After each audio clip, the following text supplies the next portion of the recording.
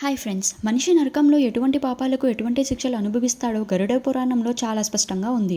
మనిషి చనిపోయాక ఆత్మ 48 రోజుల పాటు యమలోకానికి ప్రయాణిస్తుంది. ఈ ప్రయాణంలో ఆత్మ 16 భయానక దారాలను దాటి చివరికి యమధర్మరాజు ఉండే సభకు చేరుకుంటుంది. అందులో మొదటిది అత్యంత భయంకరమైన వైతరి నది.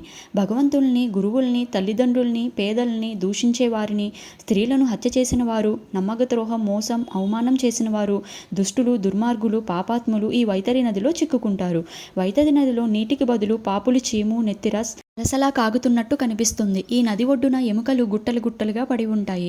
ఇనుపలోహంతో తయారైన లక్షల కొద్ది కాకులు వైతరి నదిలో పాపులను పొడిచి పొడిచి మాంసాన్ని తింటూ ఉంటాయి. ఇందులో క్రూరమైన జలజలు, చేపలు ఇంకా మరెన్నో జీవులు అనుక్షణం పాపులను నరకయాతన పెడుతుంటాయి.